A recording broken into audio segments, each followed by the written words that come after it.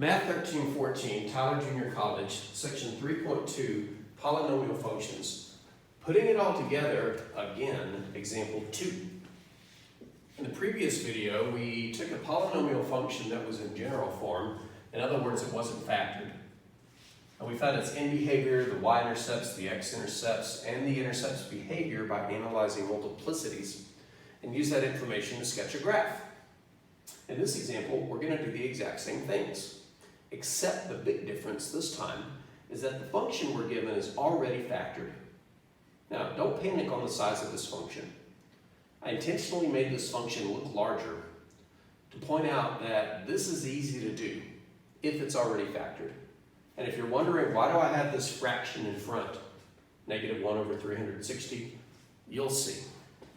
But I invite you to pause the video and see if you can go ahead and determine the end behavior, the Y-intercepts, the X-intercepts, the intercept behavior based on the multiplicities, and sketch a rough draft of this. You might be surprised how easy it actually is. So I invite you to pause the video and give it a try. Oh, and one other thing. In the previous video, when we were writing the intercepts, I meant to use the same type of table that I had set up previously and forgot to do that. So in this video, we'll organize the X-intercepts and their behaviors a little bit better. So go ahead, pause the video, give it a try. Surprise yourself. If you're not pausing the video, why not? It's a perfect opportunity to try a question, to see if you can get it right before somebody tells you. Anybody can follow somebody's lead in a math class. I'm giving you the opportunity to take the lead, and if you don't take the opportunity, I'm sorry, I don't know what else to do for you. All right, enough soapboxing. Let's get to it. Arguably, the hardest part about this is the end behavior.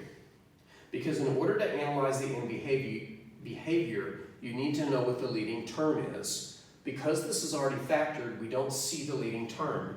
But I gave you a strategy for locating it.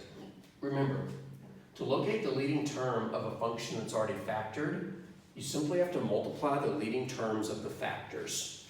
So in this particular function, looking for my blue marker, this is silly. I set markers down left and right and they disappear and I can't find them again. Is this it? Yeah, that's the one. All right.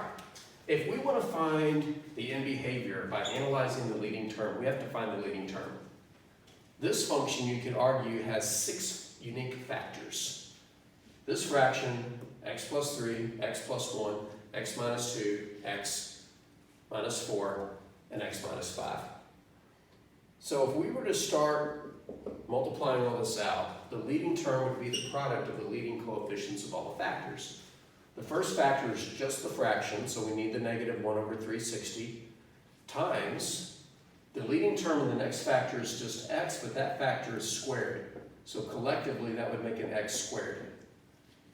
And from the next factor, it's also an x, but it's raised to the 3rd power, so an x cubed. And the next factor, the leading term is x, but that factor has a square on it, so times x squared. The last 2 factors only have a power of 1, so we just have to grab their leading terms, x and x. Plus all the other stuff we would get if we finished multiplying it, which we're not concerned with. So if we put all this together, the leading term of this function would be negative 1 over 360 times, to find the power, just add the exponents. 2 plus 3 is 5, plus 2 is 7, plus 1 is 8, plus 1 is 9. So this is a 9th degree polynomial. And one thing I neglected in the previous video was to discuss the number of terms.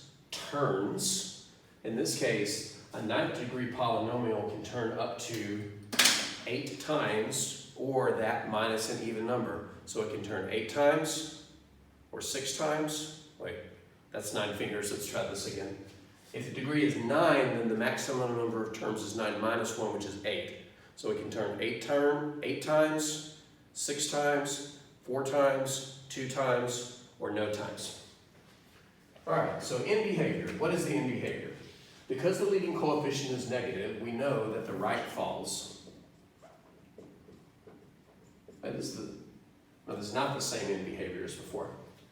Because the degree is odd, that means the ends have opposite behavior. So if the right falls, that means that the left rises. Got that out of the way. Now let's determine the y-intercept. For the y-intercept, we have to substitute 0. And unlike the previous function, this is going to take a little bit of work. Because 0 in every factor is going to get added or subtracted to first. Negative 136, negative 1 over 360 times, if I put 0 here, I get 3 squared, times, if I put 0 here, I get 1 cubed, times, if I put 0 here, I get negative 2 squared, times, if I put 0 here, I get negative 4, and times, if I put 0 here, I get negative 5. So negative 1 over 360. I think I keep trying to say negative 1 360th. Negative 1 over 360. Okay, let's figure out this product over here is positive or negative. These two negatives multiply to make a positive, so they're gone. This negative gets squared to make a positive, he's gone. So, except for the fraction, everything else is going to come out positive. So now I just got to multiply. 4 times 5 is 20. Okay. 2 squared is 4, so 20 times 4 is 80. The 1 doesn't change anything multiplicatively. All this is still 80. 3 squared is 9. 9 times 80 is 720. Oh, that's why I put that fraction in front. Because 360 goes into 720 exactly twice. And negative times positive is negative. That's what I call controlling the size of the y-intercept. So our y-intercept is at 0, negative 2. Now, it would not have been a catastrophe if the fraction weren't there and the y-intercept were at 720. I would just put a mark pretty high and label it 720. Now let's analyze all the zeros. We'll start analyzing them here, but once we start getting some results, we'll move them over there. To find the zeros, to find the x-intercepts, we have to solve that whole thing is equal to 0. So give me a second to rewrite the entire function.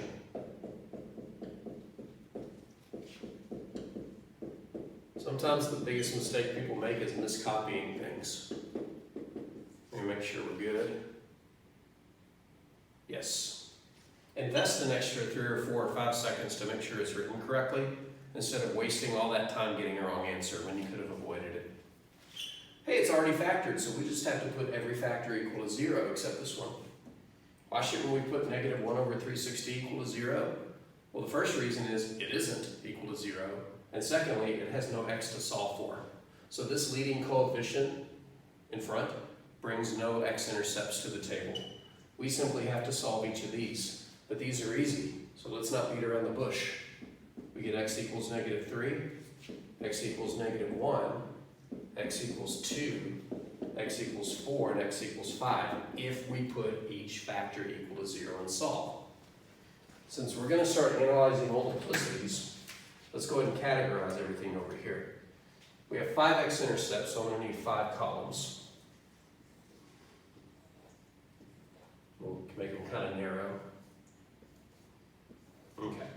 So our 5 x-intercepts from left to right are negative 3, negative 1, 2, 4, and 5. The multiplicities are just the powers on the factor that produce the 0. This 0 came from this factor, which had a power of 2. So 2 is the multiplicity of negative 3. And basically, you can just go across and read off all the powers. First multiplicity was 2, second one was 3, and then 2, and then 1, and then 1. But the interpretation hinges on whether the multiplicity was odd or even.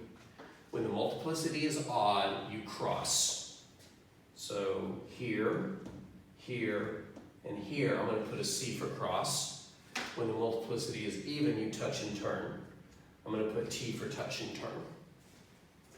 And now that we've got all that information, where the ends point, where it crosses the y-axis, where it crosses or touches the x-axis, we can now sketch a pretty good representation of this graph as I completely erase the function. I'm not going to rewrite it. Oh well. All right. I need a lot of room on the x-axis.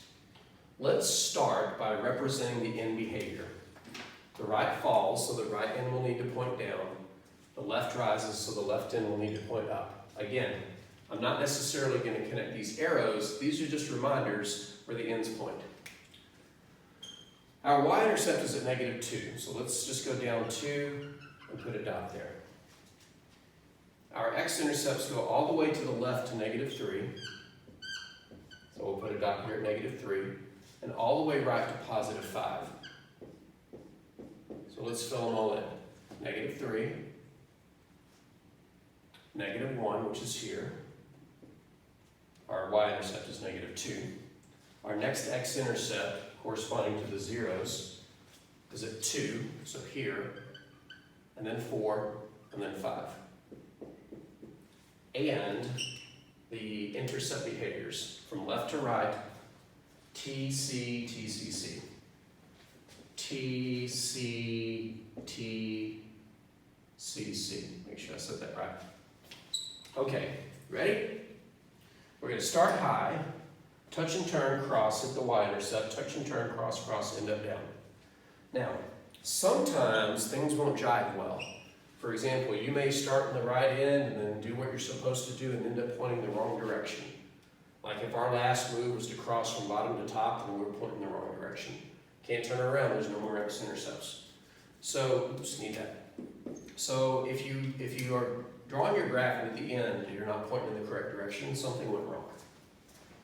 Alright, let's do it. We're going to start by pointing up.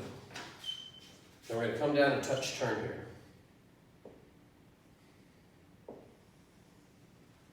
Okay, I kind of didn't draw it perfectly, but let's pretend I did. Remember, we don't know how high it's going to go without calculus. So this one's probably not going to go very high because it has to turn around and cross through here.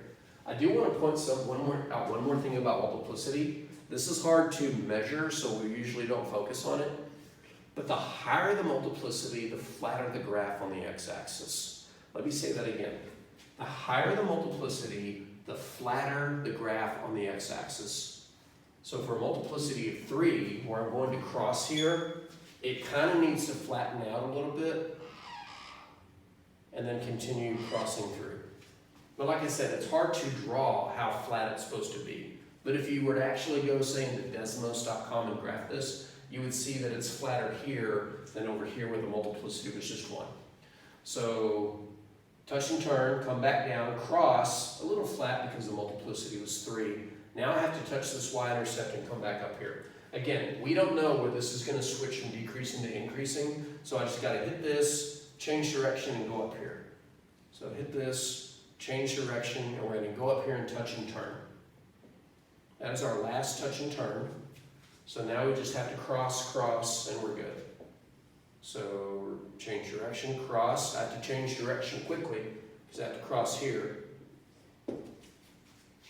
Without further information, that's the best we can do. But we can get more information by substituting some values. Wonder what happens at -2. Wonder what happens at 1. But our goal is to try to graph without just putting a bunch of dots and connecting them. I'm really curious how close this is to the actual graph. In calculus, you would learn to do more analysis to locate the maximum and minimum points, but not on a function of this caliber, probably something a lot smaller. And that's the end of the section. There is one big problem, which I alluded to briefly earlier, but I want to mention it again because it will serve as a transition point into the next series of videos. All of this is straightforward and for the most part easy, except for finding the x-intercepts. Remember, to find the x-intercepts, we have to solve the function equal to 0. And it doesn't matter if it's polynomial or not, but right now we're talking polynomials. Our strategy for solving this is to factor it if it's not already factored, and put each factor equal to 0. But that raises a big problem. What if we're factoring something and it won't?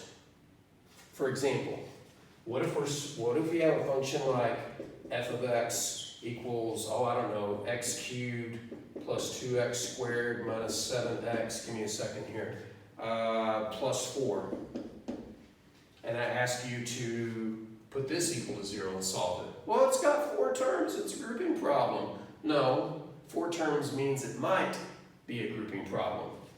If I tried to factor it by grouping, I'd take out an x squared from the first 2 terms, which would leave x plus 2. But the second term, the only thing I could take out is a -1, which would leave 7x minus 4. And then the grouping flow would freeze and lock up, because grouping can't continue unless these match, and they don't. I didn't make a mistake. This just isn't a grouping problem. So that's the big obstacle we have to learn how to overcome. What if we're looking for x-intercepts, and when it comes time to factor, we can't? Answer, we need a better / universal factoring technique to get past things that will factor, but we just don't know what they are. Now, I'll tell you what this factors into. I know one factor is x minus 1. I'll tell you how I knew that in just a second.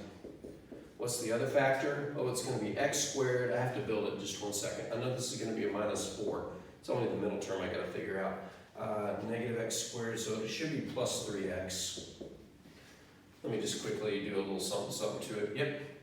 So this will factor into that. You may be asking, where did that come from? Are you just going to expect me to magically? No, I'm not. I'm using stuff that I've practiced for years and years and years and years, and you don't have to worry about it. But I will answer this question. How did I know that x minus 1 was going to be a factor? Because I knew that x equals 1 was a 0 of this. How did I know that? Did you see me pause when I wrote this? In my mind, I was putting in 1 to get -4, so I just put a +4 to balance it out. So I knew 1 was a 0 of this function, and as a consequence, I knew that x minus 1 was going to be a factor.